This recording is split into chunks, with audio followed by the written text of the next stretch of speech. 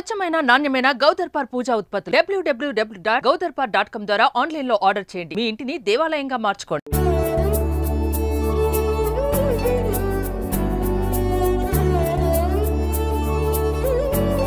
నమస్కారం, welcome to Suman TV. నేను గీతాంజలి. ధర్మ సంస్థాపన కోసం మధురలో అవతరించిన శ్రీకృష్ణ భగవానుడు తన అవతారాన్ని చాలించింది ఎక్కడో తెలుసా? అత్యంత పుణ్యస్థలంగా అందరూ భావించేటువంటి బాలికా తీర్థలో. ప్రస్తుతం అదే ప్రాంతంలో నేనున్నాను. ఈ ప్రాంతం గుజరాత్ సోమనాథ్ ఆలయానికి అతి దగ్గరలో ఉంటుందండి. ఇక్కడి నుంచి సోమనాథ్ ఆలయం కేవలం 10 కిలోమీటర్లు మాత్రమే. సోమనాథ్ ఆలయానికి వెళుతున్న వారు ఈ ప్రాంతాన్ని ఖచ్చితంగా తప్పకుండా దర్శనం చేసుకుంటారు. మరి లోపలికి వెళ్ళి స్వామి అంటే ఆ శ్రీకృష్ణ భగవానుడు ఎలా నిర్యాణం చెందారో ఆ విశేషాలు తెలుసుకుందామా? రండి.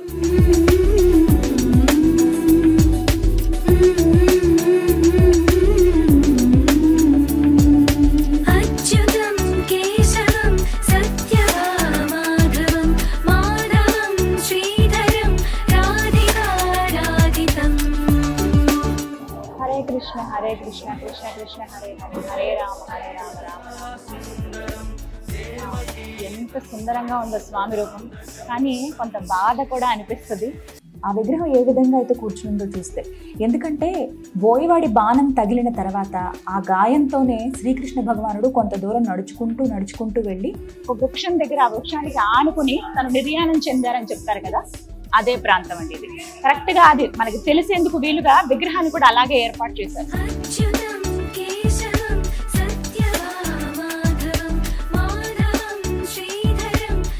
ఇక్కడ కృష్ణ భగవానుల వారు ఒకవైపుకి ఇలా ఆనుకుని ఉన్నట్టు కనబడుతున్నారు, చూసారా? తన కాలికి గాయం కూడా ఉంది. ఆ గాయం కనబడుతున్నట్లుగా మనకు ఆ విగ్రహాన్ని కూడా అందంగా మలిచారు. ఆయన ఇలా ఆనుకుని ఉన్నారు, కాలు చాపినట్లుగా ఆ కాలికి గాయం అన్ని మనకు కనిపించేటట్టుగా పెట్టారనమాట. చూడండి.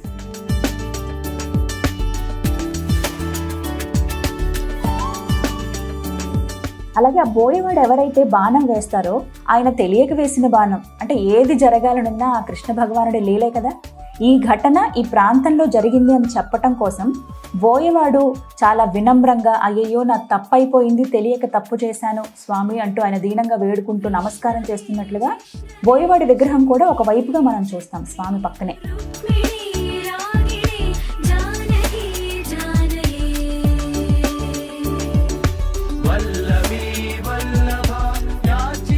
సోమనాథ్ దగ్గరలోని ఈ ప్రాంతం అండి. ఇక్కడికి వస్తే ఈ మందిరాన్ని మీరు చూడొచ్చు. సోమనాథ్ టెంపుల్ కి వెళుతున్న ఒక 10 కిలోమీటర్ల ముందుగానే మనకి బాల్కా మందిర్ అని అంటారు. పేరు కరెక్ట్ గా చెప్తే మీకు తీసుకుని వస్తారు. ఆటోస్ అయినా రకరకాల ట్రాన్స్పోర్ట్ ఫెసిలిటీస్ ఉంటాయి ఇక్కడ. సోమనాథ్ వెళ్తున్న వాళ్ళు ఖచ్చితంగా ఇక్కడికి వచ్చి ఈ ప్రాంతాన్ని దర్శించండి. ఖచ్చితంగా మనకు తెలుస్తాయి కొన్ని విషయాలు శ్రీకృష్ణ భగవానుడికి సంబంధించి. శ్రీకృష్ణ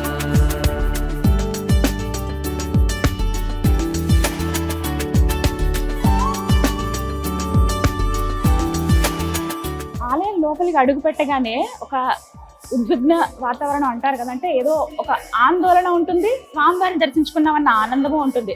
అంటే ఆయన ఇక్కడ నిర్యాణం చెందారు కదా, అవతారం చాలించింది ఇక్కడే ఆ శ్రీకృష్ణ భగవానుడు. ఎప్పుడు మాతో ఉంటే బాగుండని గోకులానికి సంబంధించిన వాళ్ళు కావచ్చు, అలాగే ప్రత్యేకించి ద్వారకవాసులు ఎంత కోరుకున్నారో ప్రతి ఒక్కరికి ఇష్టం అయినట్టే. కానీ అవతారం పూర్తయిపోయిందని అనిపించడానికే ఆ నిర్యాణం చెందారు అని అనడానికి మనకు బాధ అనిపిస్తుంది.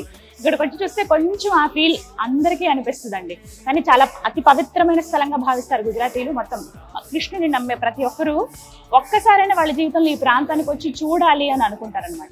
అలాగే ఆలయ నిర్మాణం కూడా దాదాపుగా గుజరాత్లోని అన్ని టెంపుల్స్ లో మనం నగారా శైలినే చూస్తాం. ఎంత సుందరంగా ఉంటాయంటే ఇలా ఏదో ఒక్కొక్కటి పేర్చినట్లుగా కనపడతాయి. దూరం నుంచి చాలా అద్భుతమైన ఆర్కిటెక్చర్ అండి. ఎంత దూరం నుంచి అయినా ఇట్టే గుర్తుపట్టొచ్చు నగారా శైలి అని చెప్పి. చాలా అద్భుతంగా ఉంటుంది. చిన్న చిన్నవి కూడా చాలా డీటెయిల్డ్ గా ఉంటాయి. నేను మీకు ఒకసారి గోపురము అలాగే చుట్టుపక్కల ఉపాలయాలు కూడా ఉన్నాయి, అవి కూడా ఒకసారి చూపిస్తాను. చూడండి ఎంత చక్కగా ఉంటుందో ఆర్కిటెక్చర్ అయితే.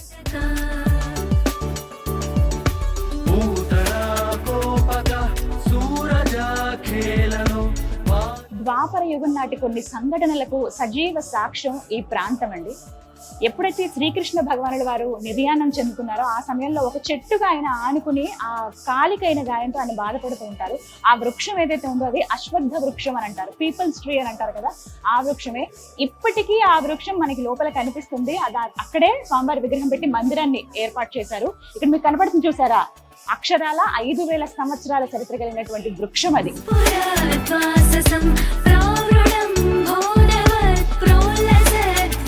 ప్రత్యేకించి ఇది నిజమా కాదా అని ఎన్నో రకాల టెస్టులు చేశారు, వీటికి సంబంధించి ఎన్నో పరీక్షలు జరిగాయి. జరిగిన తర్వాత తేల్చింది ఏంటంటే నిజమే ఈ వృక్షానికి 5000 సంవత్సరాల చరిత్ర ఉంది. స్వయంగా ఆ శ్రీకృష్ణ భగవానుడు ఆనుకుని నిర్యాణం చెందినటువంటి వృక్షమే ఈ వృక్షం. జై శ్రీకృష్ణ.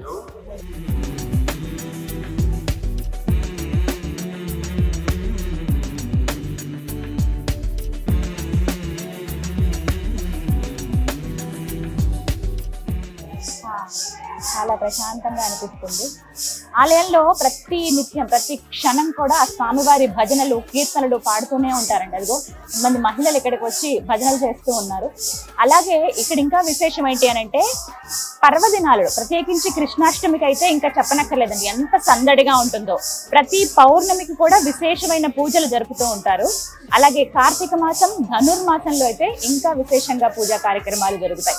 చాలా మంది భక్తులు ప్రత్యేకించి టూరిస్టులు అయితే ఎంతో మంది వస్తూ ఉంటారు. ఇక ఇక్కడికి సంబంధించి అంటే సోమనాథ్ చెందినటువంటి ప్రజలైతే, గుజరాత్ వాళ్ళైతే ఎప్పుడూ దర్శిస్తూనే ఉంటారు ఆ స్వామిని. వాళ్ళ కోరికలు కోరుకుంటూ మొక్కులు చెల్లించుకుంటూ చాలా మంది చాలా ప్రత్యేకమైన స్థలంగా కూడా భావిస్తారు.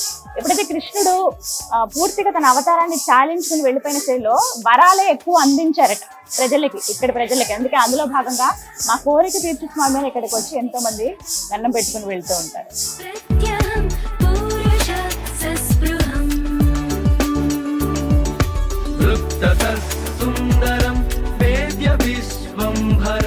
సరిగ్గా ఇదే ప్రాంతంలో అండి ఎప్పుడైతే శ్రీకృష్ణ భగవానుడు నిర్యాణం చెందుతున్నారో ఆ సమయంలో అర్జునుడికి కూడా ఆ సమాచారాన్ని అందిస్తారు. వెంటనే హుటాహుటిన అర్జునుడు అక్కడికి చేరుకుంటాడట. అర్జునుడితో చివరి మాటలు కొన్ని చెప్తాడు శ్రీకృష్ణ భగవానుడు. నా అంతర్ధానం అంటే నా అవతారం ముగించిన తర్వాత పూర్తి బాధ్యత అంతా నా వాళ్ళకి సంబంధించి నువ్వే తీసుకోవాలి. ఎప్పుడైతే నేను నిర్యాణం చెందుతున్నానన్న విషయం బలరాముడికి తెలుస్తుందో ఆయన కూడా స్వయంగా నీళ్ళల్లో మునుగుతారు, ఆయన కూడా తన అవతారాన్ని చాలిస్తారు అని అర్జునుడికి ఒక మాట చెప్తాడట శ్రీకృష్ణుడు. అందరికీ తెలిసిందే కదా వాళ్ళిద్దరి అనుబంధం ఎంతగా ఉంటుందో. కృష్ణుడు బలరాముడు ఇంకంటే ఒక తల్లి గర్భాన జన్మించకపోయినా వారు ఎంత అన్యోన్యంగా ఉంటారు. ఇక ఆయన ఆదిశేషుడే కదా, శ్రీకృష్ణ భగవాన్ అంటే విష్ణుమూర్తే. వాళ్ళిద్దరిది అంత అన్యోన్యమైనటువంటి సంబంధం అనమాట.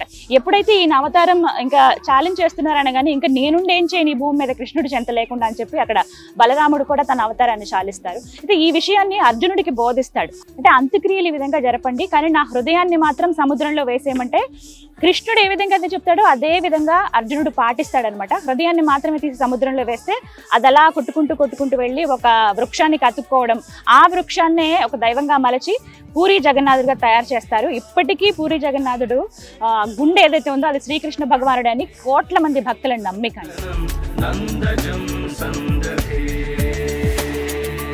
ధర్మ సంస్థాపన కోసం శ్రీకృష్ణ భగవానుడిగా ఆ విష్ణుమూర్తి అవతారం ఎత్తితే, కానీ ఆ అవతారాన్ని చాలించింది మాత్రం బాల్కా తీర్థ్ అనేటువంటి ఈ ప్రాంతంలోనే.